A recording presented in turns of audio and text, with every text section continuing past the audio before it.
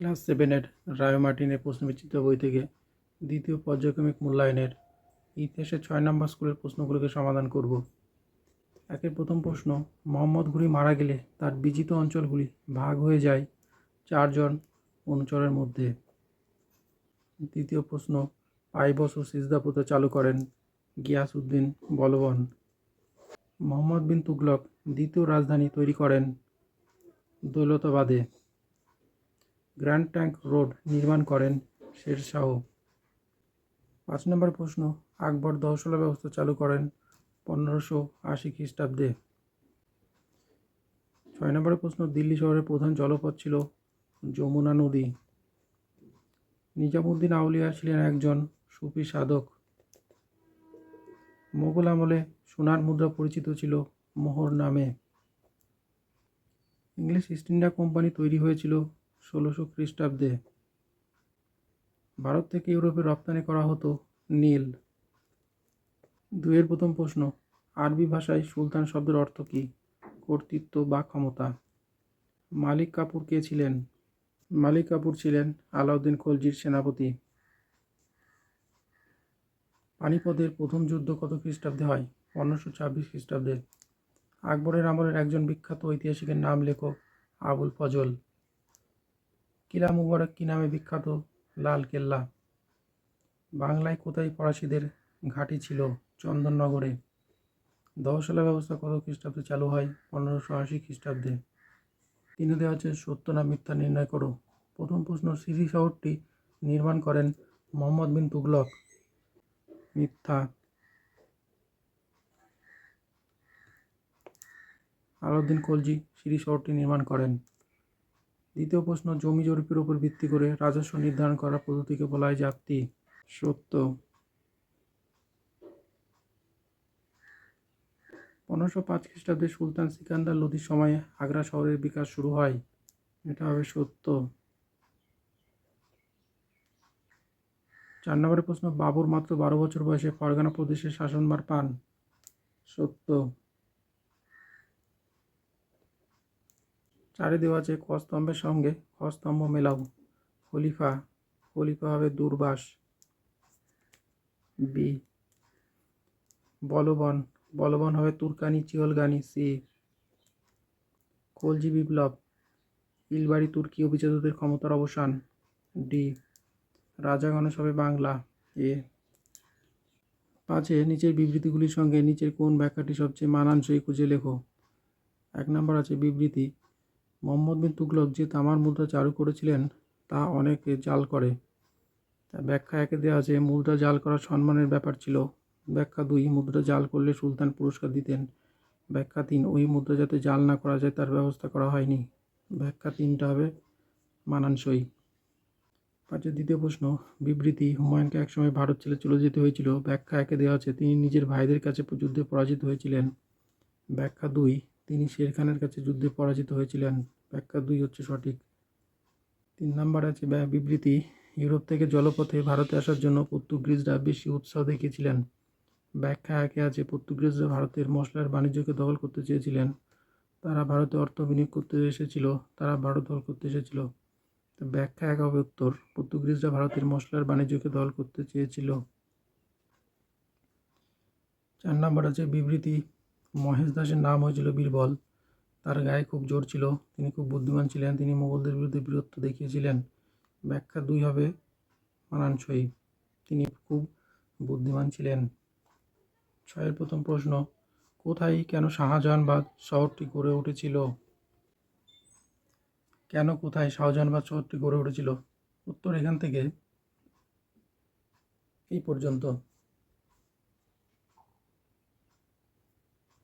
দ্বিতীয় প্রশ্ন, ইউরোপীয় কোম্পানির কুঠিগুলি কেমন ছিল? ইউরোপীয় কোম্পানির কুঠিগুলি কেমন ছিল? উত্তর এখান থেকে এই পর্যন্ত। পাট্টা ও কবুলিয়ত বলতে কি বোঝায়? পাট্টা ও কবুলিয়ত বলতে কি বোঝায়? উত্তর এখান থেকে এই পর্যন্ত।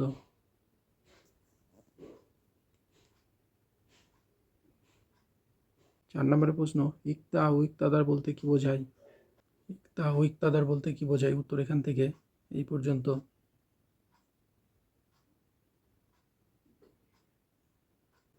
সাতের প্রথম প্রশ্ন, সুলতান ইলতুৎমিশের সামনে প্রধান তিনটি সমস্যা কী ছিল? সুলতান ইলতুৎমিশের সামনে প্রধান তিনটি সমস্যা, উত্তর এখান থেকে এই পর্যন্ত।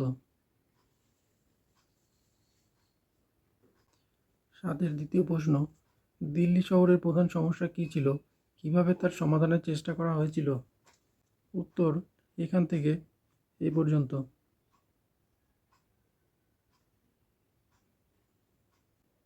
আটের প্রথম প্রশ্ন, মোহাম্মদ বিন তুগলক কী কারণে রাজধানী স্থানান্তরিত করেন, তার এই প্রয়াস সফল হয়নি কেন? মোহাম্মদ বিন তুগলক কী কারণে রাজধানী পরিবর্তন করেন, তার এই প্রয়াস সফল হয়নি কেন? উত্তর এখান থেকে এই পর্যন্ত।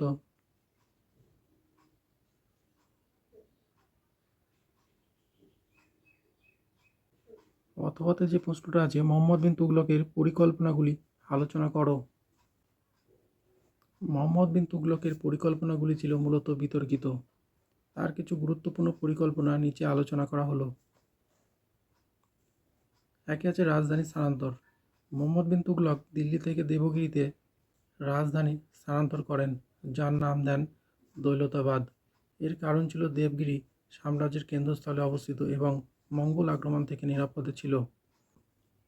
কিন্তু এই সিদ্ধান্তে অনেক মানুষ ক্ষতিগ্রস্ত হয় এবং পরিবর্তিতে রাজধানী আবার দিল্লিতে ফিরিয়ে আনা হয়। দুই আছে প্রতীকী মুদ্রা প্রবর্তন। তিনি রূপার অভাবের কারণে তামার মুদ্রা প্রচলন করেন, কিন্তু পর্যাপ্ত নিরাপত্তা ব্যবস্থার অভাবে জাল মুদ্রা তৈরি হতে শুরু করে, যা অর্থনৈতিক বিশৃঙ্খলা সৃষ্টি করে। তিন আছে খোরাসান অভিযান। তিনি খোরাসান দখলের পরিকল্পনা করেন এবং বিশাল সেনাবাহিনী গঠন করেন, কিন্তু রাজনৈতিক অস্থিরতার কারণে এই অভিযান বাতিল করতে হয়, যা রাজকোষের ওপর বিশাল চাপ সৃষ্টি করে। চার আছে কারাচিল অভিযান। হিমালয়ের কারাচিল অঞ্চল দখলের জন্য সেনাবাহিনী পাঠানো হয়, কিন্তু প্রতিকূল আবহাওয়ার কারণে এই অভিযানও ব্যর্থ হয়। আটের দ্বিতীয় প্রশ্ন, শের শাহের শাসন সংস্কারগুলি আলোচনা করো। শের শাহের শাসন সংস্কারগুলি মধ্যযুগীয় ভারতের ইতিহাসে একটি গুরুত্বপূর্ণ স্থান অধিকার করে আছে, তবে কয়েকটি উল্লেখযোগ্য সংস্কার নিচে উল্লেখ করা হলো। এক হচ্ছে ভূমি রাজস্ব ব্যবস্থা। শের শাহ ভূমির জরিপ করে জমির উর্বরতা অনুযায়ী রাজস্ব নির্ধারণ করেন। কৃষকদের কাছ থেকে সরাসরি রাজস্ব আদায় করা হতো, যা তাদের শোষণ থেকে মুক্তি দেয়। 2 নম্বরের পয়েন্ট আছে সামরিক সংস্কার। তিনি একটি শক্তিশালী সেনাবাহিনী তৈরি করেন, সৈন্যদের সরাসরি নিয়োগ করতেন এবং তাদের বেতন দিতেন। 3 নম্বর আছে যোগাযোগ ব্যবস্থা। শের শাহ রাস্তাঘাট নির্মাণ ও সংস্কারের দিকে বিশেষ নজর দেন। গ্র্যান্ড ট্রাঙ্ক রোড তার সময় নির্মিত হয়, যা বাণিজ্য ও যোগাযোগ ব্যবস্থাকে উন্নত করে। 4 নম্বর পয়েন্ট আছে মুদ্রা ব্যবস্থা। তিনি পুরাতন ভেজাল মুদ্রা বাতিল করে বিশুদ্ধ রৌপ্য মুদ্রা প্রচলন করেন, এর ফলে অর্থনীতি স্থিতিশীল হয়। সাম্রাজ্যকে কয়েকটি প্রদেশে ভাগ করে প্রত্যেক প্রদেশে একজন শাসনকর্তা নিয়োগ করেন, স্থানীয় স্তরে পঞ্চায়েত ব্যবস্থা চালু রাখেন। মুঘলদের সঙ্গে রাজপুতদের সম্পর্ক কীরূপ ছিল আলোচনা করো। মুঘল ও রাজপুতদের মধ্যে সম্পর্ক সর্বদা একরকম ছিল না, এটি বিভিন্ন সময় পরিবর্তিত হয়েছে। নিচেই সম্পর্কে কয়েকটি দিক আলোচনা করা হলো। বৈবাহিক সম্পর্ক। মুঘল সম্রাট আকবর রাজপুতদের সঙ্গে সুসম্পর্ক স্থাপনের জন্য বৈবাহিক সম্পর্ক স্থাপন করেন, যা দুই পক্ষের মধ্যে সম্পর্ককে আরও দৃঢ় করে। এর মাধ্যমে রাজপুতরা মুঘল সাম্রাজ্যের গুরুত্বপূর্ণ অংশ পরিণত হয়। 2 নম্বর পয়েন্ট রাজনৈতিক মিত্রতা। অনেক রাজপুত রাজা মুঘলদের রাজনৈতিক মিত্র হিসেবে কাজ করেছেন। তারা মুঘলদের অধীনে উচ্চ পদ লাভ করেন এবং সাম্রাজ্যের বিভিন্ন গুরুত্বপূর্ণ কাজে সাহায্য করেন। যুদ্ধ ও বিদ্রোহ। কিছু রাজপুত রাজ্য মুঘলদের আধিপত্য মেনে নিতে অস্বীকার করে এবং তাদের বিরুদ্ধে যুদ্ধ করে।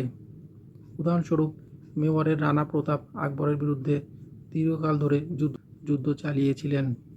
মুঘল ও রাজপুতদের মধ্যে সাংস্কৃতিক আদান প্রদান ঘটেছিল। মুঘল দরবারে রাজপুত শিল্পকলার প্রভাব দেখা যায়, তেমনি রাজপুতদের জীবনযাত্রায় মুঘল সংস্কৃতির প্রভাব পড়েছিল। 5 নম্বর পয়েন্ট ধর্মীয় সহনশীলতা। আকবরের সময় মুঘলরা ধর্মীয় সহনশীলতা নীতি গ্রহণ করে, যা রাজপুতদের মধ্যে আস্থা তৈরি করে। সুতরাং মুঘল ও রাজপুতদের সম্পর্ক ছিল জটিল, যেখানে মিত্রতা, বৈবাহিক সম্পর্ক, যুদ্ধ এবং সাংস্কৃতিক আদান প্রদান সব কিছুই বিদ্যমান ছিল। 4 নম্বর প্রশ্ন, আলাউদ্দিন খলজি কেন মূল্য নিয়ন্ত্রণ ব্যবস্থা প্রবর্তন করেন? আলাউদ্দিন খলজির মূল্য নিয়ন্ত্রণ ব্যবস্থার উদ্দেশ্য, উত্তর এখান থেকে এই পর্যন্ত।